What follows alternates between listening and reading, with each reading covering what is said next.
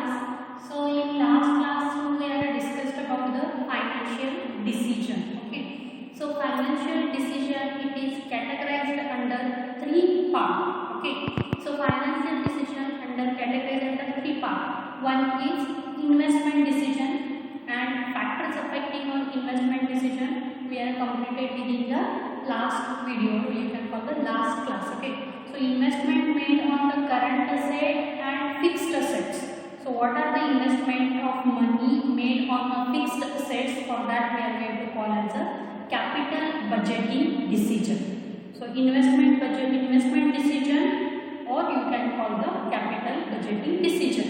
So complete what is mean investment decision and what is mean capital budgeting decision, factors affecting on capital budgeting decision we are completed in last video. Okay.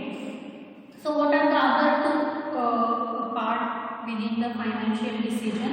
So financial decision include first one investment decision, second include that is financing decisions, and third one is the dividend decision. Okay. So first one we are completed with this. Now second one financing decision. So what is the financing decision? When we have to decide the source of finance. So already we are completed. There are 8 sources of business finance in last year. That is the chapter number 8, source of business finance. There we are completed source of business finance. Okay. So you have to decide which source you have to select for your business. Okay. So how much raise from which source? And you have to decide that how much we should raise the money from which source. इसका मतलब क्या है? Financing decision का मतलब क्या है? Business के लिए एक तो पैसा लगता है, इज इट राइट? ओके. तो वो पैसा कहाँ पे इन्वेस्ट करना, that comes under the investment decision. वो पैसा कहाँ से लेना, that is the financing decision. और उस पैसे का जो भी रिटर्न आएगा, जो भी प्रॉफिट आएगा, वो शेयर होल्डर्स को डिविडेंड देना, वो डिविडेंड डिसीजन में आएगा. ठीक है. तो सेकेंड थिंग है फाइनेंसिंग डिसीजन मीन्स बिजनेस में पैसा तो आया है. ओके. हम कहाँ पे इन्वेस्ट किया, that is fixed asset, current asset, that comes under the investment decision. But actually business में पैसा कहाँ से आएगा? एक तो आपका खुद का पैसा इन्वेस्ट करना पड़ेगा, आपको लोन लेना पड़ेगा, इंडिविजुअल से लोन लेना पड़ेगा, नहीं तो क्रेडिट बेस पे उधार पे आपको आपका रॉ मटेरियल परचेज करना पड़ेगा, नहीं तो जो भी शेयर होल्डर्स है उनसे पैसा हम लेंगे. That is the equity fund and borrowed fund. Okay. Owners fund and borrowed fund. So there are two ways. एक तो आपका खुद का पैसा इस्तेमाल करो, that is owners fund. Okay. खुद का पैसा इस्तेमाल करो, दैट इज ओनर्स फंड. खुद का पैसा मतलब जो भी हमारे पास है वो इन्वेस्ट करना, नहीं तो लास्ट ईयर जो भी रिटर्न ऑन इन्वेस्टमेंट है, सो वो रिटर्न से इन्वेस्ट करना, और शेयर होल्डर का पैसा इन्वेस्ट करना, वो एक सोर्स है. So that is owners fund. और you can call the equity owners fund, और you can call the equity. Otherwise you have the another way. कुछ और एक क्या सोल्यूशन है आपको बिजनेस में पैसा लाने के लिए? आप लोन ले लो, बैंक में से लोन ले लो, नहीं तो फाइनेंशियल इंस्टीट्यूशन से लोन ले लो, नहीं तो कोई भी डिबेंचर से ले लो, और क्रेडिट बेस पे आपका प्रोडक्ट ले लो. So these are the borrowed fund. You can take money from other person, other entity. Okay. Other identity. So if you are taking the money from others, that is the forward fund. If you are investing your money within the business, that is the forward fund. So there are two sources to arrange a finance for your business, and by which source, how much you are arranging the money for your business, so that comes under the financing decision. इसका मतलब क्या है? अभी finance मतलब business के लिए पैसा कैसा अरेंज करना, एक तो बोरोड फंड, दूसरों से लोन लेना, अदरवाइज ओनर्स फंड, खुद का पैसा बिजनेस में इस्तेमाल करना. That is there are two way. But the decision मतलब लोन कितना लेना है और खुद का पैसा कितना इन्वेस्ट करना है, you have to take a decision of it. Okay. Means you have to take the both way. एक तो खुद का पैसा सब इस्तेमाल करो, that is owners fund, otherwise सब लोन लेके आपका बिजनेस चला जाए, but both have involve the risk. So according to the risk you have to take a decision. So that the decision known as a financing decision. So एक तो financing decision में क्या है, मतलब सी अब factors of see how much raise from which, मतलब loan कितना लेना है और खुद का पैसे कितना इस्तेमाल करना है. That is the decision of financing decision. So I hope you got the real concept about what is the financing decision. Means we have to select the source of finance. It can be an equity or it can be a debt. Okay. So which are the factors affecting on financing decision? So financing decision हम लेते हैं तो क्या कौन से factors उसके ऊपर असर डालते हैं और अफेक्ट डालते हैं. एक तो है cost. Means how much cost, how much money you want. That is also very important because if you take out a debt, okay, cost means how much money you want and see आपने bank में से loan लिया है, मतलब आपने date लिया है तो आपको बैंक को इंटरेस्ट रेट पे करना पड़ेगा. Is it right? आपने बैंक में से लोन लिया है तो आपको इंटरेस्ट रेट पे करना पड़ेगा. That is a compulsion. So that is the what is the cost of interest rate.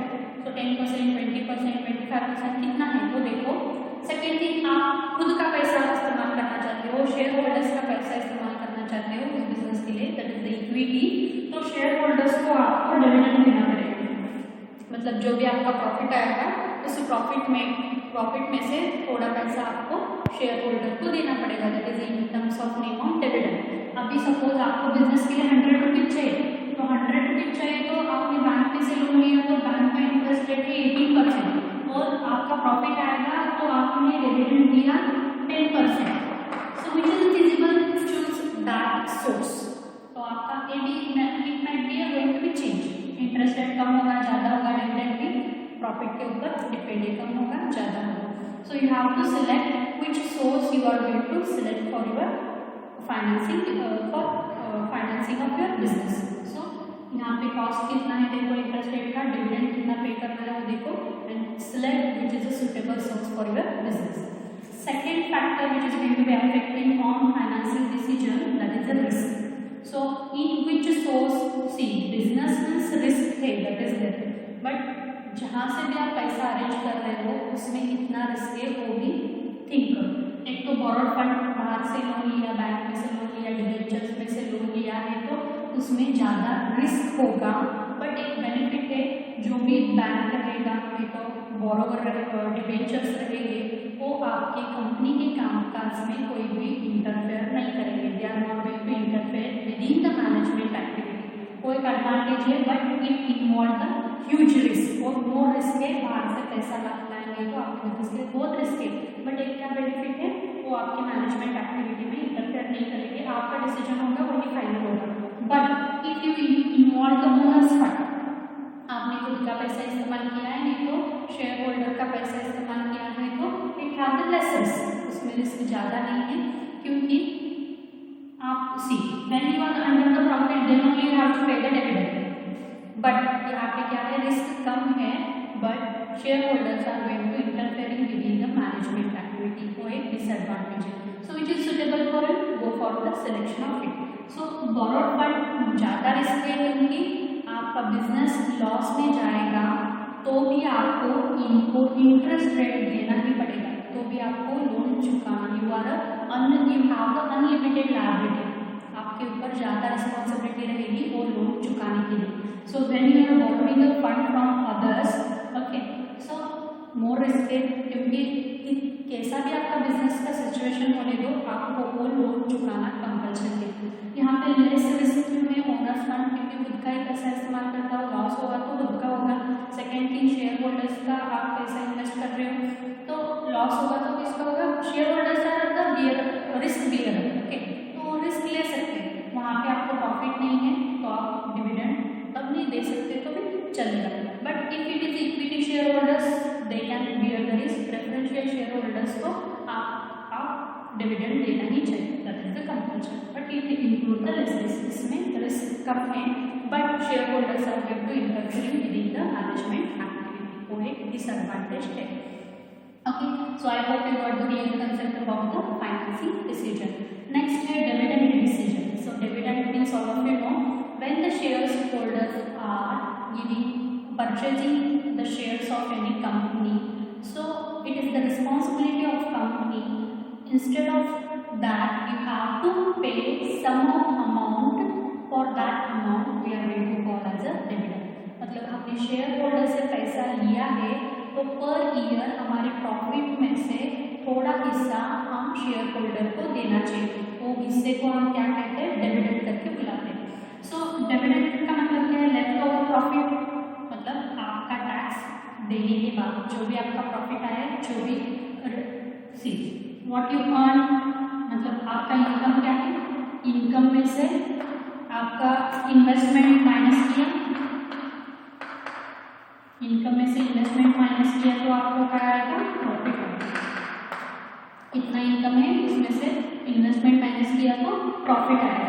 सो इस प्रॉफिट में से फर्स्ट आपको क्या देना पड़ेगा, tax, you have to pay the tax. So what is the left over profit, मतलब tax देने के बाद जो भी आपके पास प्रॉफिट बनेगा, एक तो डिविडेंड के पास, डिविडेंड मतलब शेयर होल्डर को उसमें से आपको हिस्सा देना पड़ेगा, और शेयर होल्डर को आपका हिस्सा उसमें से डिविडेंड का हिस्सा देके जो भी बचा है that is the retain earning.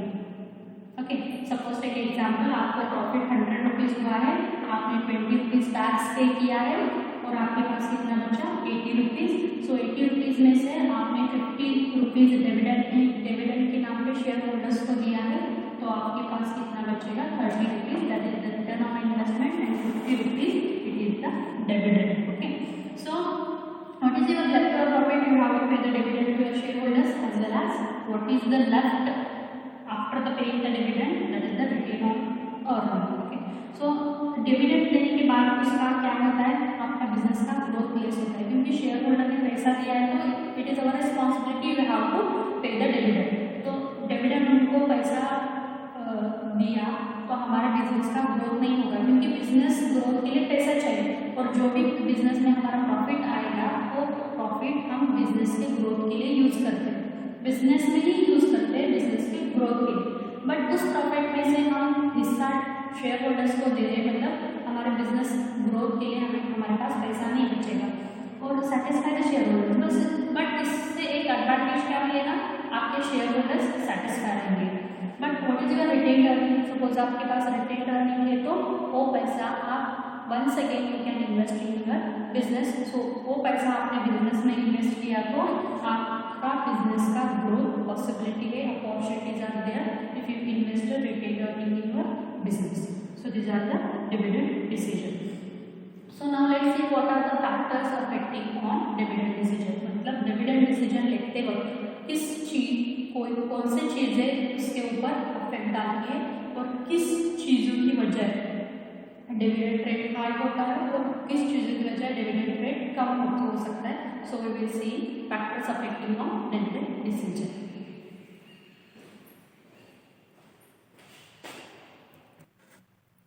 Okay, so now let's see what are the factors affecting on dividend decision, मतलब जो भी हमारा प्रॉफिट आया है उस प्रॉफिट में से टैक्स देने के बाद जो भी प्रॉफिट लेफ्ट और प्रॉफिट बचा है उसमें से आधा हिस्सा हम शेयर होल्डर, आधा मतलब जितना भी हिस्सा शेयर होल्डर्स को देना है दैट इज द डिविडेंड, और उसके ऊपर कौन से फैक्टर्स का अफेक्ट होता है। So first one is amount of earning, means how much amount you earn with in your business. So if your amount of earning it is more, amount of earning it is increase, मतलब जितना भी आपके business में amount of earning आया है, income आया है, वो ज़्यादा इनकम आया तो आपको ज़्यादा डिविडेंड देना पड़ेगा। If the amount of earning it is less तो आप कम डिविडेंड दे सकते हैं। Means it depend upon amount of earning, ज़्यादा इनकम आया तो ज़्यादा दे दो, कम इनकम आया तो कम दे दो। सो that is affected on the dividend. Second है स्टेबिलिटी अर्निंग, मतलब बिजनेस में जो भी आपका पैसा आता है इट इज स्टेबल।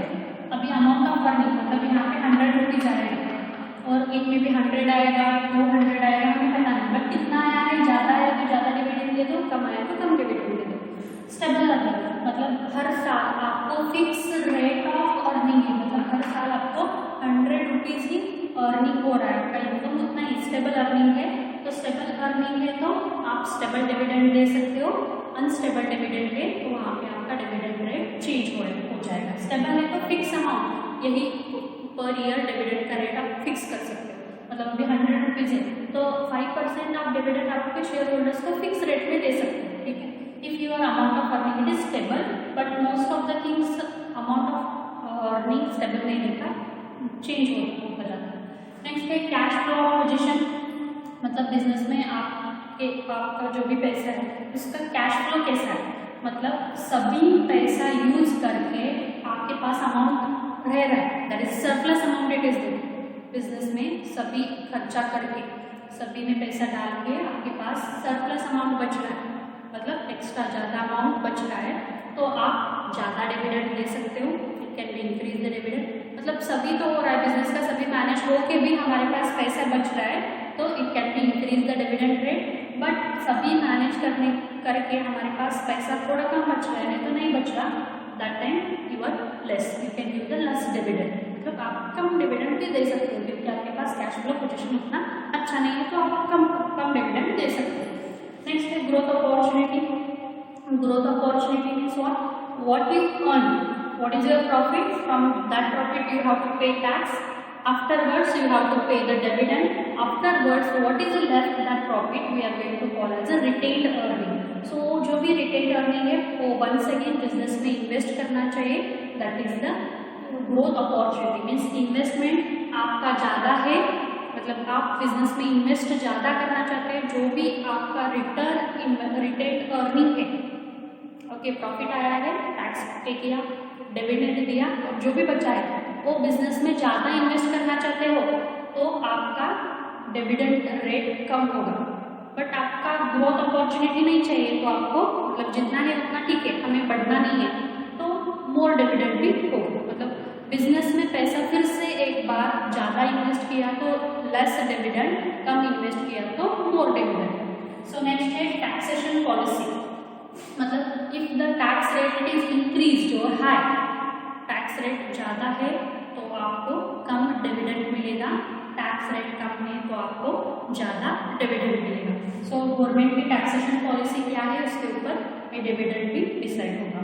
नेक्स्ट है contractual constraint, means if you are taken a long term loan, okay, for 2 years, 3 years, 5 years, if you are taken a long term loan for your business, then restriction on dividend, मतलब आपने loan लिया है तो dividend देने के ऊपर restriction रहेगा, मतलब and going to be restricted the things because you have to pay the interest rate of loan, loan लिया है मतलब इंटरेस्ट रेट देना पड़ेगा, सो इंटरेस्ट जो भी प्रॉफिट आएगा उसमें से हम इंटरेस्ट रेट देंगे तो लोगों का मतलब जो भी डिविडेंड देना है उसके ऊपर रेस्ट्रिक्शन लगेगा, मतलब कम ही जाएगा डिविडेंड। नेक्स्ट है preferential share holders, so we are already learned the types of share holders, one equity share holders and preferential share holders. हम डिविडेंड सिर्फ प्रेफरेंशियल शेयर होल्डर्स को देते हैं, इक्विटी शेयर होल्डर्स को डिविडेंड नहीं देते, जो भी प्रॉफिट आएगा उसमें से हिस्सा इक्विटी शेयर होल्डर्स को मिलेगा और जो भी dividend fix amount of dividend देते हो प्रेफरेंशियल शेयर होल्डर्स को ही देते हैं, इक्विटी शेयर होल्डर्स को नहीं देते। So preferential share holders if that share holders means जो भी प्रेफरेंशियल शेयर होल्डर है, मतलब मैंने शेयर्स लिया तो मैं रिटायर्ड पर्सन हूँ, नहीं तो पुअर हूँ, नहीं तो मिडिल क्लास से हूँ, मतलब आई am retired person and purchase the shares of XYZ company, और मैं भी रिटायरमेंट होने के बाद परचेज किया है, नहीं तो मैं गरीब हूँ, नहीं तो मिडिल क्लास हूँ, तो what is I am share holder no, so if I am retired, if I am poor, if I am middle class, so regular और स्टेबल रिटेन ऑफ अर्निंग मुझे मिलेगा, मतलब ऐसे facility means preferential share holders को ऐसे facility दी है कि जो भी पुअर है, मिडिल क्लास शेयर होल्डर है, नहीं तो रिटायर्ड शेयर होल्डर्स है, उनको एक स्टेबल डिविडेंड देना पड़ेगा, मतलब आपके प्रॉफिट बिजनेस में प्रॉफिट कम ज़्यादा हो that is not the problem, but एक आपको फिक्स अमाउंट देना पड़ेगा poor, middle class and retired share holders को। जब आपका शेयर होल्डर्स यंग है और रिच है तो उनको प्लस डिविडेंड देंगे तो भी चलेगा। नेक्स्ट है स्टेबल डिविडेंड पॉलिसी, मतलब कितना भी प्रॉफिट हो बिजनेस में हम पर ईयर एक ही अमाउंट का डिविडेंड शेयर होल्डर्स को देना चाहते हैं। सपोज आपका स्टेबल स्टेबल डिविडेंड पॉलिसी, मतलब आपने डिसाइड किया कि 5% की डिविडेंड देना है, हमें कंपनी को ज़्यादा प्रॉफिट आया तो भी 5% ही देना है, कम प्रॉफिट आया तो भी 5% देना है, so that is the stable dividend policy.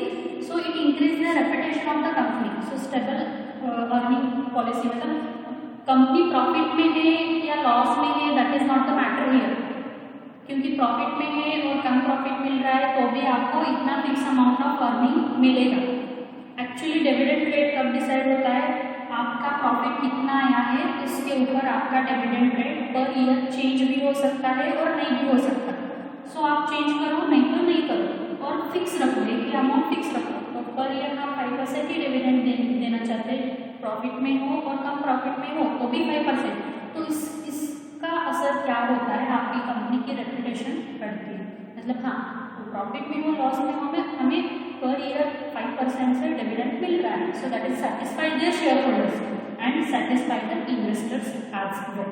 Okay, so these are the factors affecting on the dividend decision. So I hope you got the clear concept about what are the factors affecting on financing decision as well what are the factors affecting on dividend decision. Okay. Suppose if you have any doubt, I will clarify your doubt in live class. So thank you so much. Bye bye. Take care.